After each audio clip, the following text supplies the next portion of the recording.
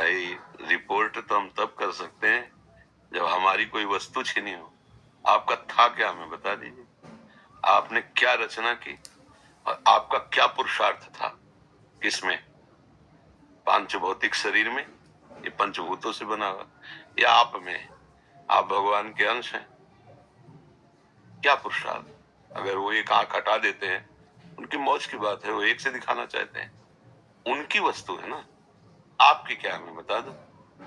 आपका क्या है? आपका क्या है आप बताइए। पढ़े लिखे गए आप तो भगवान ने बुद्धि दी है ना। बुद्धि का हरण कर ले तो फुटपाथ में कागज बटोरते घूमते है क्या आपके पास।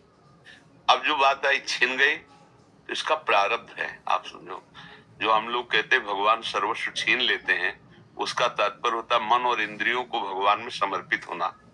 भगवान अपने बच्चों के बाहरी लीलाओं का, खेल खिलौनों का विनाश नहीं करते। भाव को समझिए। अवश्य में भोक्तव्यम कृतम कर्म शुभाशुभम। अभी आप उस कोटि के शरणागत नहीं कि आपके शुभ और अशुभों का विनाश हो गया हो। समझना, आप खुद स्वीकार करते हैं 2 वर्ष से भक्ति में। अब किस कोटि की भक्ति है 2 वर्ष में जागृत हो गई वो आप देखो। इसके पीछे क्या होता रहा जन्म जन्मांतरों में, इसी जन्म में आप देखो। तो जो बोया है पीछे साल की फसल, खाना तो पड़ेगा ना। अब उसमें कह दे कि हमने बम्बूल बोया था, कांटे आ रहे हैं, भगवान ने जब से भक्ति शुरू की तब से कांटे खाने को मिल रहे हैं, गलत बात।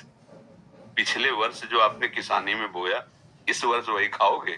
अब जो बो रहे हो उसे तुम आगे फसल काटोगे। अभी इस कोटि का तुम्हारा ज्ञान या भक्ति नहीं आई जिसने जन्म जन्मांतरों के संस्कारों को भस्म कर दिया हो और विशुद्ध ज्ञान से प्रकाशित हो गया हो, तो फिर प्रश्न ही नहीं आएगा कि हमारा छीन लिया क्या। भ्रम, अज्ञान, मोह, पाप। भगवान क्या छीनते हैं? ये छीनते हैं। नहीं, लड़का छीन लिया तो भ्रम ही तो था, तो कि वो तुम्हारा पुत्र है।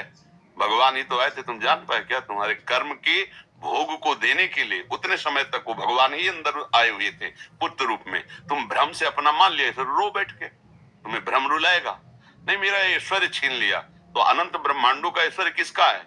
भगवान का है। मुनीम बन के रहते तो ठीक से चल लेते, मालिक बन गए तो माया ने विध्वंस मचा दिया कि मायापति तो सिर्फ एक ही है, श्री हरि। तो मायापति कैसे बन सकता है? तो मेरा बेटा बेटा बन के रहता, मुनीम बन के रहता तो मालिक की संपत्ति। अगर मुनीम रहोगे तो घाटा मुनाफा में समान रहोगे। हमें तो पेमेंट मिल ही रही, जो घाटा पर हो मालिक का, जो मुनाफा हो मालिक।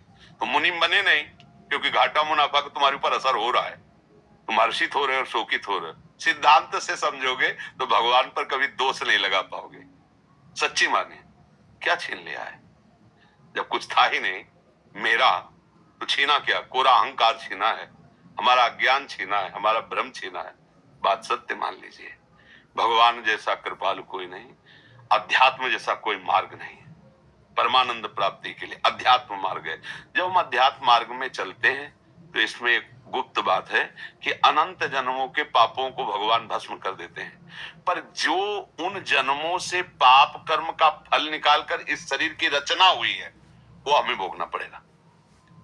क्योंकि अब हमारी भक्ति चल रही।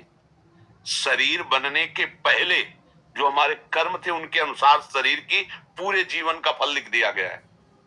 इतने समय के बाद ये रोग होगा, इतने समय के बाद हाथ टूटेगा, इतने समय के बाद आंख टूट, हमारे कर्म के अनुसार।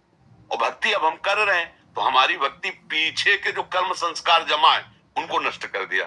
आगे जो कर्म संस्कार भक्त हैं इसलिए गंदे होंगे नहीं। अगर भूल चूक से हो भी जाए तो भगवान उससे क्षमा कर देते हैं। रात न प्रभु चित्त चूक किए की करत सुरत सहबार ही की। हृदय से देखते मेरा भक्त, क्षमा कर देते।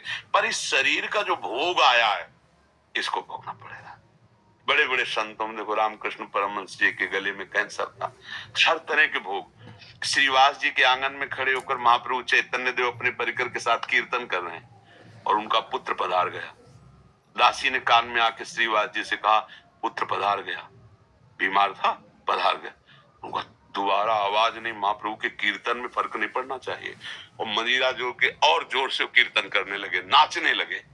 महाप्रभु चैतन्य देव रुक गए। उनका, श्रीवास मेरा मन कुछ सुस्त सा हो रहा है, कोई घटना घटी क्या? उनका, प्रभु क्या घटना घट सकती? जहां आप मंगल मूर्ति नाम कीर्तन हो रहा, वहां घटना क्या घट सकती?